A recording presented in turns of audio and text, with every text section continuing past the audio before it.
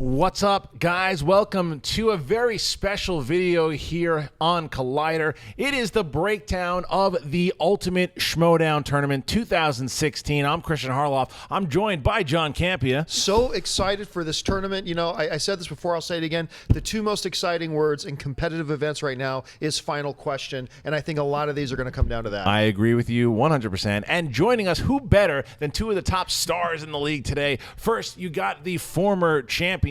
There he is, Mark Yodi Reilly, one of the competitors going up in a match this Friday. How you feeling? That's right. I'm feeling good. I'm excited to take on my opponent. We'll get to him soon. That's right. And joining us, she has become a fast superstar in this league, classy Clarke Wolfe. Hello, Clarke. Hello, sir. Thank you for having me. Of course. So this is how we're going to do this. We're basically going to break down to you guys, because we announced on Movie Talk today that there's a bracket. And can we show that bracket there, Cody? There you go. There is the bracket of everything happening in the tournament that starts on Friday. The winner playing Dangerous Dan Murrell in the Schmoedown Spectacular, which is our WrestleMania, which happens in December.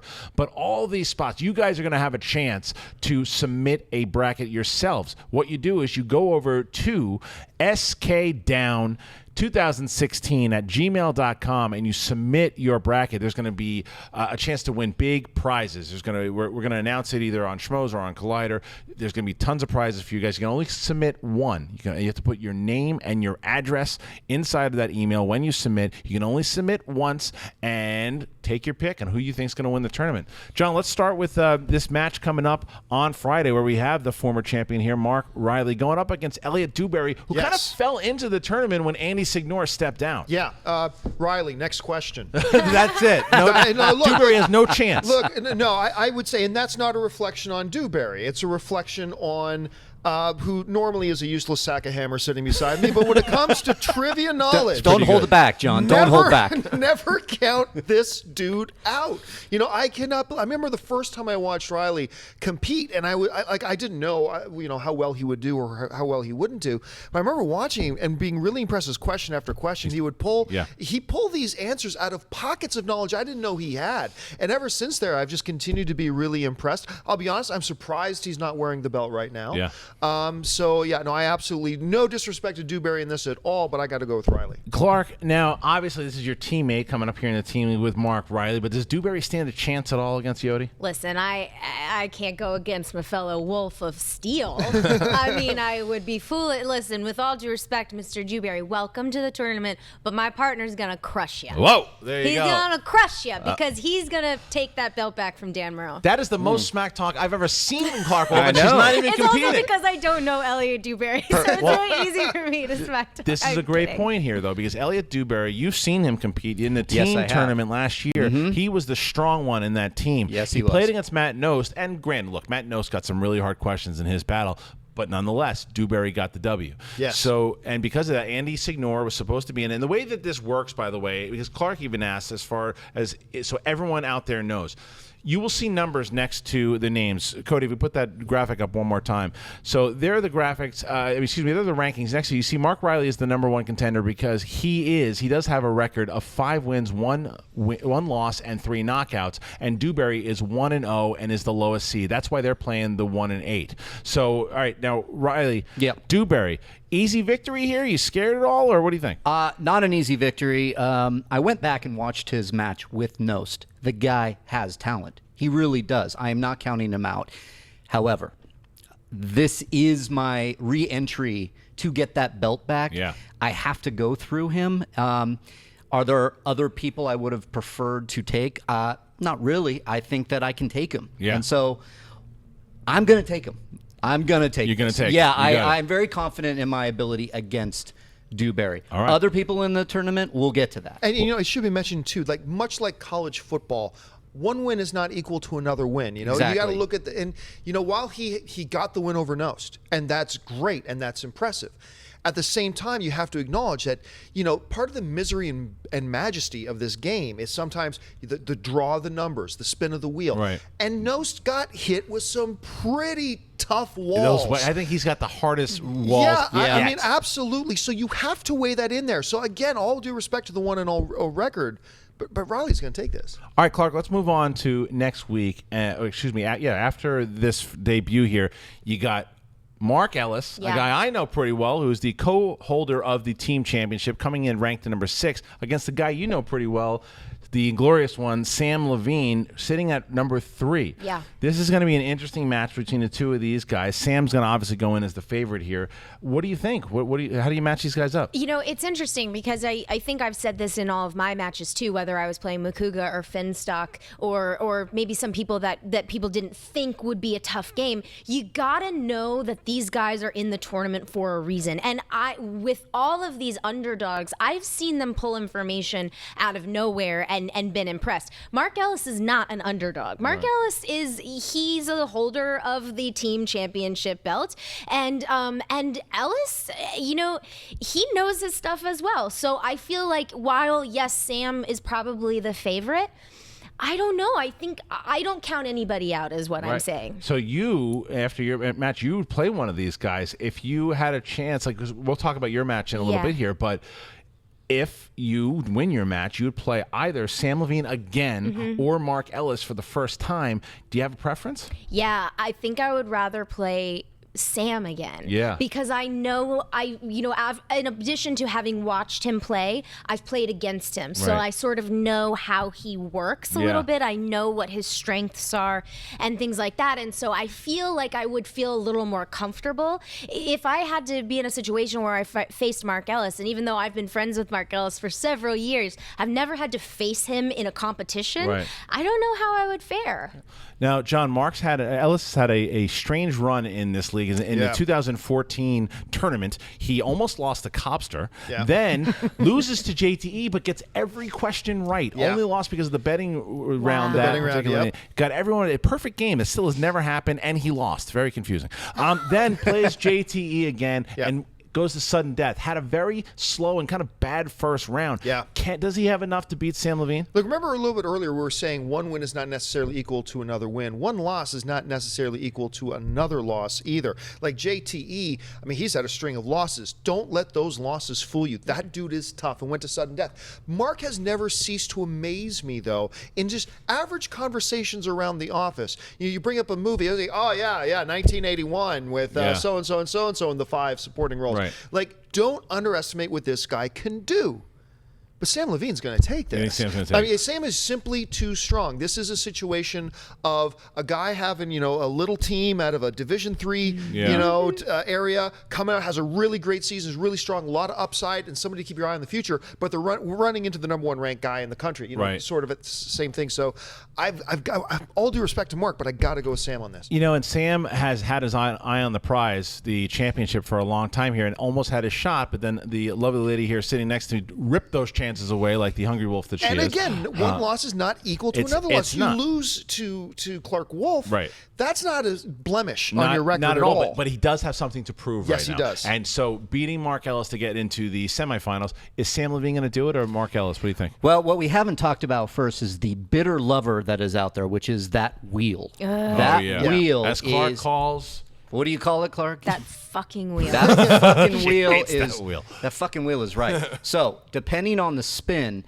because I got to give it to Ellis. I echo your sentiments, John. Ellis is a tough component. He is a smart guy. However, Sam LaVine is a beast. He's a beast. He is a beast. I'll never forget sitting next to him on the game during a Schmoedown. We didn't even have a chance to answer because that guy was too good. True. I've seen him in competition with you, Clarke. But I just think that he has something to prove now. Right. I think if he goes in, if he caresses that bitter lover of his in that wheel and gets a good spin, I think he's going to take it. And he might even take it by knockout. So The wheel is the crusher of dreams and the maker of hopes. It's so all at true. the same time. You look at this panel, and we're looking at a Sam LaVine kind of. I'm keeping my opinion completely out of this one because I got to go with my teammate here. Oh, so by the way, I it's might very be good of you biased. to tidily hang your coattails up on that rack over there, the ones Mark is usually riding around on. Well, I don't know. He showed up in those team matches, man. Mark knows his stuff, and that is going to show for me because I am the match after that, and I'm going up a guy that just knows how to run his mouth, and that's the outlaw John Rocha. This is a guy that was starting out, and man, what a train wreck of a debut he had. He had it. He was beating Mance. He had it. And I know the guy. I've known him since college, and he's always been talking about how he wants to. He's a very competitive guy, like all of us are. But he is very competitive. Wants to win that championship. When we started this league, he's like, I want the title. I want to play for the belt. We're like, all right, we'll play Mance first, and then he Bespined it, and then that has haunted him. But since then, to his credit, the second he lost, who do I have next? And he beats Makuga, and we've shown that Makuga is no slouch. Makuga is a guy that could beat you, and Makuga took him to the wire. He beats Makuga. Then he avenges his loss against Scott Mance. So here we are, 2-1. Now he's going up against me, and I've had an interesting road also. I mean, I still talk about Makuga. That Blue Fairy incident to this day haunts me. Broderick. And you whispering Broderick and giving the guy the victory. But it's a loss. We said it before. I have those losses. The Andy Signore thing is going to haunt me to the day that I die, but I beat Jason Inman, and I got myself into the tournament, and I'm pretty sure I can take Rocha. I know Rocha knows his stuff, but I'm pretty sure I can beat him. I think I know a little bit more than he does. I think he gets a little flustered under the lights. So for me personally, I'm predicting myself to beat John Rocha. Ooh. What do you think? Look, you mentioned the Bespin incident and how he's never going to get away from that. As long as he's competing in Schmoedown movie trivia for the next 10 years, he will never get away from the Bespin. But let's call it like it is. There's a very good chance that John Rocha right now is one Bespin away from being the #1 ranked contender in this league. True. Because, he beats Makuga fairly convincingly. He does really well against Makuga. He would have played Murrell already had he beaten Mance the first time. Exactly. Yeah. So he does well against Makuga, who took Clarke Wolfe to some pretty deep waters, even though he was really far behind early on that. Comes back and beats Scott Mance. Scott Mance is a powerhouse in this thing. There is something about the look in Makuga's eye right now. Rocha. The way he went through Makuga, the way he approached that revenge match against Mance was impressive. And look, we all in this tournament, you run into your Bespins. For me, it was an Elizabeth Taylor. Right. You can run into those. The question then becomes, can you rebound from that? He has. And I think this is where you have the advantage. Whereas, I'm going to go on record right now. I'm going to take Rocha in this. I do think Rocha's going to come out there. He's on a roll right now. But where I think you have the advantage here is that whereas Rocha has shown he can freeze in that moment, obviously, John Rocha knows Bespin. He knows that. Right. Yep. You don't freeze. I mean, you know this. You are more comfortable in this arena than anybody else as one of its creators. I'll give you the advantage there. But right now, the way things are going, the momentum he has, I'm going to go with Rocha. All right, Clarke, Wolfe. Yes, sir. You know the both of us, and you just might get a cat hiss, but you can be honest. Who do you got Rocha, and you got myself. Break us down. What do you think? I honestly, and I'm not being cute because I'm sitting right next to you, but I don't know who to take in this. I really don't. Rocha plays this game really brutally. It's funny. It's so intense. Yeah. And it's funny because I look at Rocha as like my good luck charm in a way. I did. And now the prospect of having to face him in this game, hypothetically, would be terrifying to me. I do not want to stare down the side of his weird V for Vendetta mask. So I really, and then, as a player, Kristian, obviously you created this game. You know your stuff. I mean, I don't know who to take in this, and I'm not being coy. I really don't. Are Rocha's antics too much sometimes? Here's the thing. Off camera, Rocha is so sweet. I love hanging out with him. I love being around him. When I watch him play this game, I don't want to go near him. Yeah. And, part of me thinks that if he were to take it all the way and win that belt, okay, you need that belt. Yeah, That belt's for you. Fine. Congratulations. And you know what I mean? Right. So there's part of me that's like, he needs this. He needs it. That's what man said too. He wants it so bad. Yeah. But I mean, but look, there is no question that Rocha is somebody to be feared. So I don't know. What do you got? Yeah, I'm with you, Clarke, and for you, Kristian, it's a toss-up for me. With Rocha, he is dangerous. He knows his stuff, but so do you. You were a couple questions away from facing me in the final at that one time, which I thought for sure was going to happen. And then Makuga even took me to the last question, right. So you never can tell in these kind of situations. What I fear with Rocha is that his shit-talking gets in the way of his movie trivia, right. Is that he's focusing so much more on the theatrics, on being the heel, on getting out there and trying to get in your head, that he actually gets in his own head. Right. By what am I going to say next? And I saw that when he went with Mance Part 2. I didn't see a great showing with him. It went down to almost the last question. Mance was right there. Yeah. Mance was right there. And Rocha came out the victor, and that's great. Right. And same with Makuga. It was a little bit more of a one-sided victory. Rocha had that one. So when I'm thinking about Rocha, he is dangerous. That's the thing. He is absolutely dangerous. I can see him going through the entire tournament and going up against Murrell. But at the end of the day, I'm taking you. All right. I think you can come out on top over Rocha for the fact that I think he might get in the way of his own shit talk. Well, here's the other thing too. Thanks, friend. His intensity, he gets flustered with his own intensity Yeah. sometimes. I seen him do like the pre-match interviews, and he just trips over his leg. He gets so intense. He's like, "You say I'm overrated, and you say I can't do well. You're a stupid face." And and then he kicks back. And sometimes that can carry over when he comes out onto the stage at the same time. So he's got to watch out for really worked that. up. He does want the title really bad. Real bad. Does. Real bad. A name that we've been mentioning here that has been the thwart of many plans has been Josh Makuga. He's like a gnat. He just keeps popping up, and JTE would definitely say that because of Josh Makuga, JTE is not in this tournament. Josh Makuga out of nowhere. Josh Makuga came to me and said, "I need to be in this tournament somehow. How do I get to be in it?" And I was like, "Well, Finstock dropped down. You want JTE? Yes. Put me against JTE." And he beats JTE in the shirtless lap heard around the world. Yeah. Clarke, Yes. you have played Makuga before. Yeah. And now you're getting a rematch with him.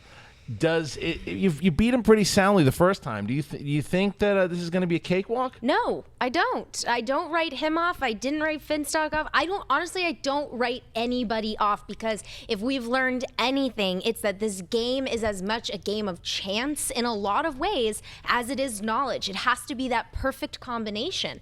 You know, when I played Makuga the first go round, I had a good game, but I could have when I played Finstock the next round, it was a lot closer than I would have thought. So, and the Sam LaVine one was not close. You did pretty well in that. That is also true. I thought that would be a lot closer. I did have a good game. And so, you know, I don't write Makuga off at all. And honestly, I gotta say, like, after my loss against Dan Murrell, I think I'm feeling a little weird. Well, that's what I was going to ask you. Because look, this happens. It happened to Mark Reilly. It happened to John Rocha. It happened against me with Andy also. You get rattled after that loss. So do you think that that's a bit of an advantage for Makuga going into it? Because now you're going to be kind of maybe second-guessing some of the things that maybe you thought you did wrong in the Dan Murrell match, and then maybe you won't be as confident as you were in the first three? I think that's exactly it. Now, granted, when I first played Josh Makuga, I wasn't particularly confident because that was the first time I had ever done anything in the Schmoedown. But I think it's safe to say that I'm a little rattled after my loss to Dan. I didn't perform the way I wanted to. But at the same time, boy, there was some stuff that came out where I was just like, well, fuck, I don't know. Yeah. And so that's the thing with this game is just that sometimes you get hit with things and you go, I just don't know. Yeah. And he could have a good match. Makuga could have a good match, and then what happens? So I don't want to lose because I'm afraid that it will look as though my win against him, my solid win against him, was like a fluke or something. Right. So I feel like I have a lot at stake. Reilly, you have felt the same thing against the same person. Yeah. So you're doing the same thing against Elliot here coming up on Friday. The nerves got to be there for you. But when you hear Clarke say this, do you think that you think she can overcome those nerves? Do you think that Makuga, knowing what he can do, who's winning this match?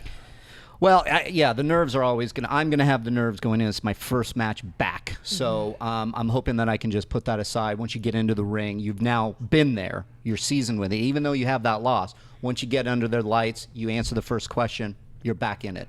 So I'm not going to think that that's going to heavy a lot with that in that situation.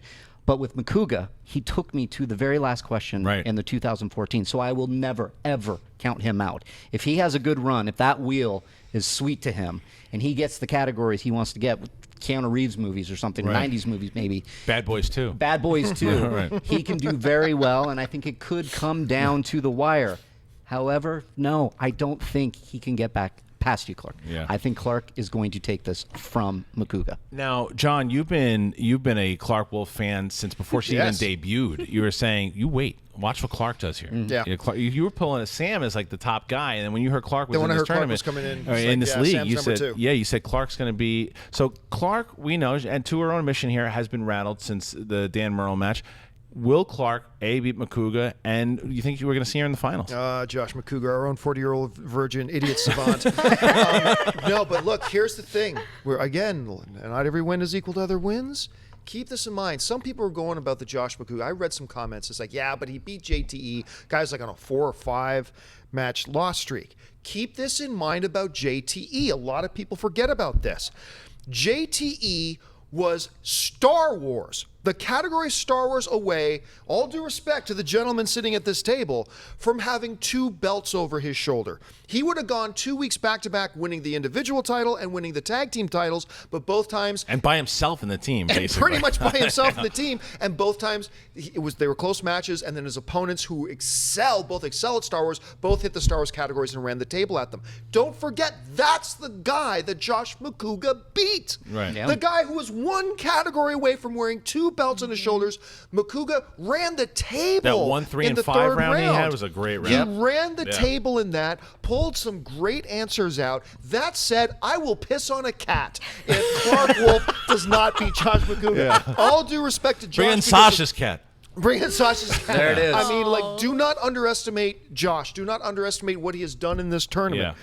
But I'm going to question the meaning of life if Josh Makuga All beats right. Clarke Wolfe. Those are the first round matchups. So, Cody, bring up that graphic once again, because this is what we're going to do real quick. We're going to break down our predictions. So you guys, again, when you submit you have SK down 2016 at gmail.com. Make sure that you submit the bracket. So we're going to give you a little bit of help here. So everybody around the table here. Clarke, you got Reilly over Duberry. Yes, sir. All right. So me over Rocha. You got to pick. You have I to don't take your wanna pick. play You that got to one. take it. You got to pick it. You got to yes, pick it. I picked Kristian Harloff All over right. You John got Rocha. me. Obviously, you're picking yourself, and then LaVine versus Ellis. I'm going to take LaVine. You're taking LaVine. So then you're going to have LaVine versus you. You can take yourself, beating LaVine again? Yes. All right, you're in the finals then. And then you have me versus Reilly. Oof. Well, you know I got to go with my Wolf of Steel. I'm All right, sorry. so then you're putting Kristian. yourself in the finals against Mark Reilly. Can you beat Yodi? No. All right, so you're picking But him. whoa. here's the thing. I want to be very clear for a second. I want one of us to take that title back. We're going to get to that. We're going to get to the Dan Murrell. We're going to get to Dan Murrell. Don't worry about it. So, John, let's start with you then. All right, so you got Elliott versus Reilly. You're taking Reilly. Yes. Me versus Rocha. You're taking Rocha. Yes. Clarke versus Makuga. You're taking Clarke. Clarke, yep. And then you have Ellis versus LaVine. You're taking Sam. LaVine, yep. All right, so for Sam then versus Clarke. Yep.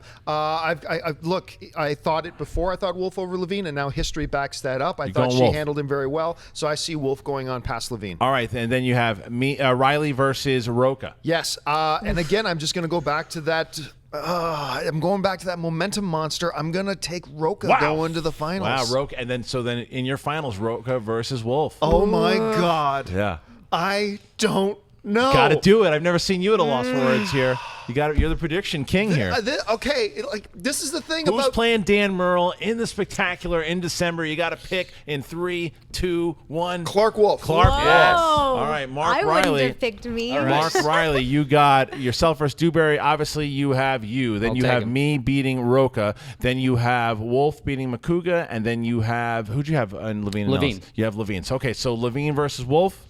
I'm going Clarke. You're going Clarke. Yep. And then you're taking yourself to the finals. I'll take myself to the finals. And are you going to be playing Dan in the Spectacular in December? I think it's. Oh, 5. God, do I really have 4. to? Sure. 3. So I you're will. picking yourself. I like it. want. I like the confidence. Yes, I want to get back. All right. I want to take it from Murrell. So if I have to go through Clarke, it'll be a nice match. A lot of Yeah. high fives and Yep. a lot of compliments. But then I'll take it from Murrell. I'm also predicting a Reilly Wolfe finals for myself, and I think that we're going to have Reilly versus Wolfe, and I'm going to say, man, that's a tough match. Yeah. Depending on the wheel, by the way, it's an announcement we can make. The finals of the Ultimate Schmoedown Tournament is 5 rounds, just like a Right, championship round. There you go.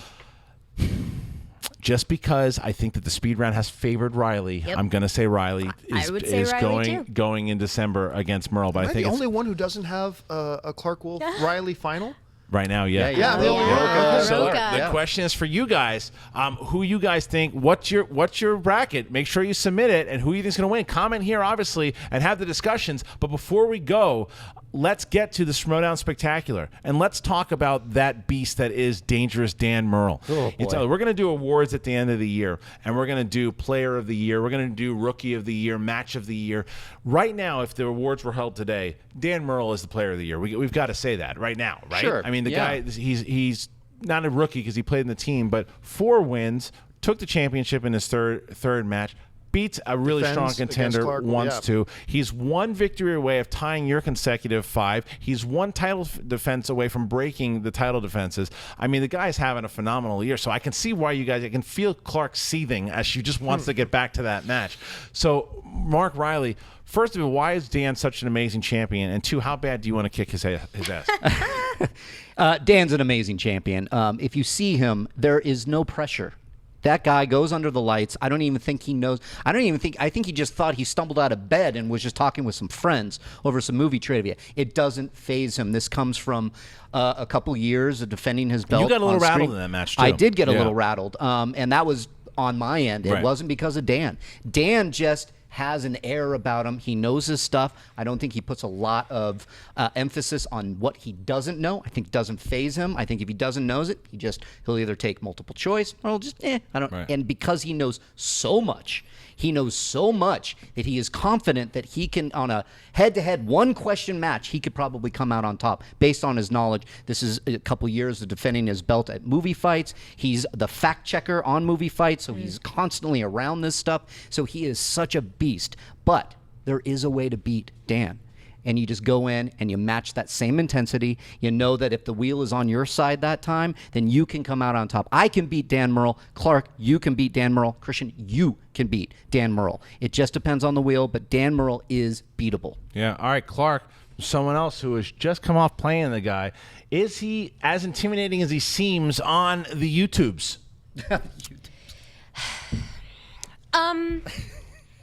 No, it's not that. It's God.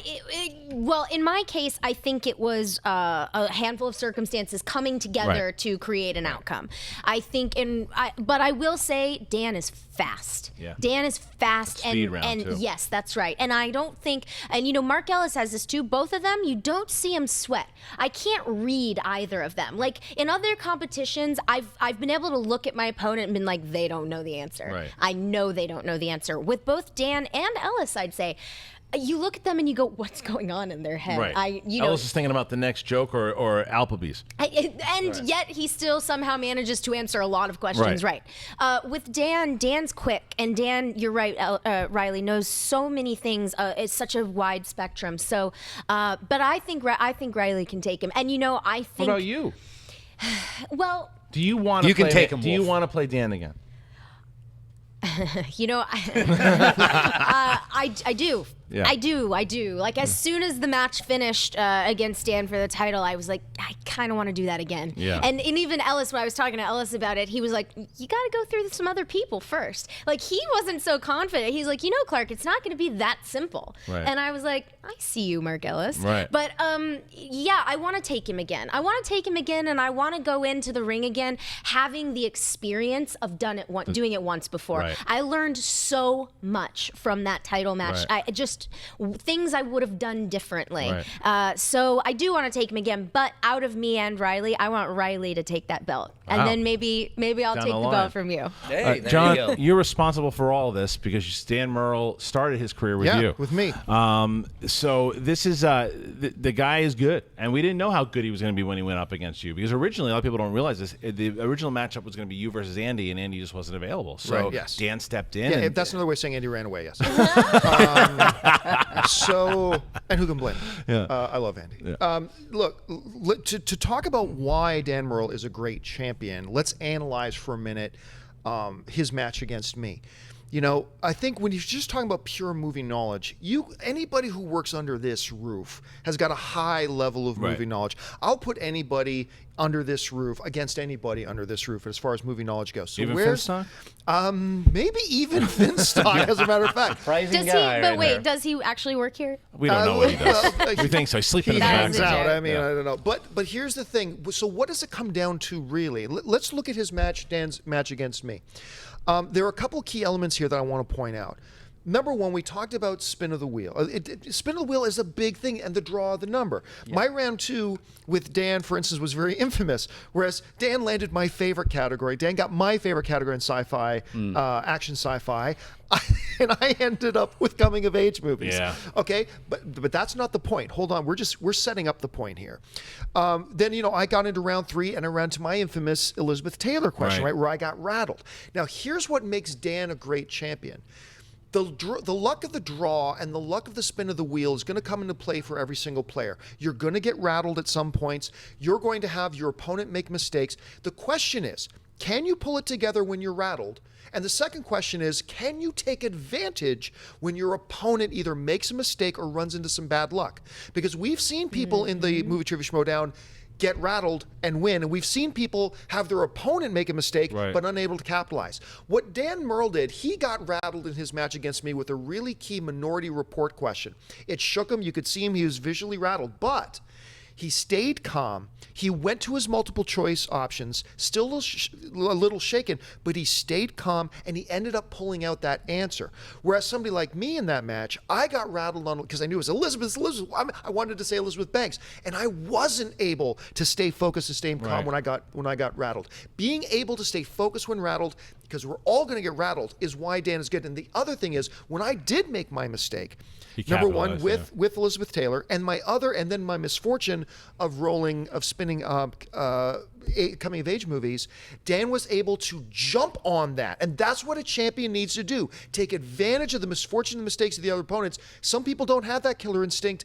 Dan does. And the only thing that kept me from being completely emasculated was the fact that I got to go and beat Dan on movie fights the following week. But seriously, that is what makes Dan a great champion. That is what's going to make him incredibly difficult to beat, because he has that focus. And whoever wins the tournament, man, are they going to earn it, because they're going to have to go through Murderer's Row here in the tournament. If you get a Mark Reilly who wins, he'll be 8-1 going into Dan. If you get a Clarke Wolfe, she'll be 6-1 going up against Dan Murrell. Myself will be 6-2 going up against Dan Murrell. So it's going to be someone who deserves the shot at the belt. The Schmoedown Spectacular is going to be either we're figuring out 5 or 6 matches in one video. Whoa. It'll happen in December. It's going to be amazing. It is our WrestleMania. It is going to end the first season of the Schmoedown, and that will and we'll have a little bit of break, come back in January, but that's what's going to happen. You're going to have the singles championship, which we talked about. You're going to have the team championship. You're going to have the number 1 contender for the singles. You're going to have the number 1 contender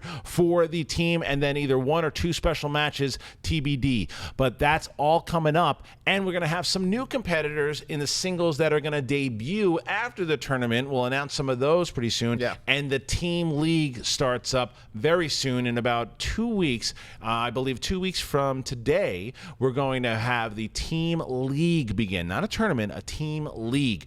These two right here will be competing, not in 2 weeks, but they will be competing. We announced that they're going to be playing against Team Heroes. We've got myself, Mark. We have the top 10 team. We have Team Trek. We have Team The Patriots. We have the Mega Powers. There's so many different teams that will be debuting. It's going to be a lot of fun. So I'd like to thank everybody here today at the panel. First of all, the former champion, Mark Yodi Reilly, going up against Elliot Duberry. Where can they find you? At Reilly Around on Twitter and Instagram. And be sure to check out my match against Elliot Duberry. I'm taking him down this Friday.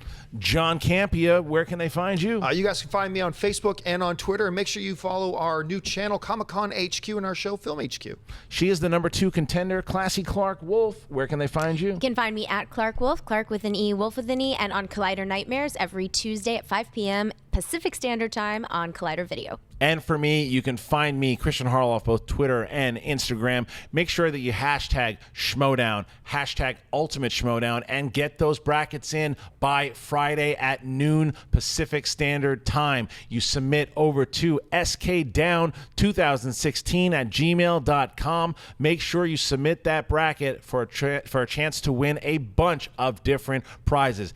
8 weeks, that's the tournament. The winner will go on to play Dangerous Dan Murrell. Who do you got? We'll see you on Friday in the Schmoedown. Hey guys, if you like this video, click the thumbs up button. Also, make sure you subscribe to our YouTube channel. It'll help you stay up to date with everything we've got going on here at Collider.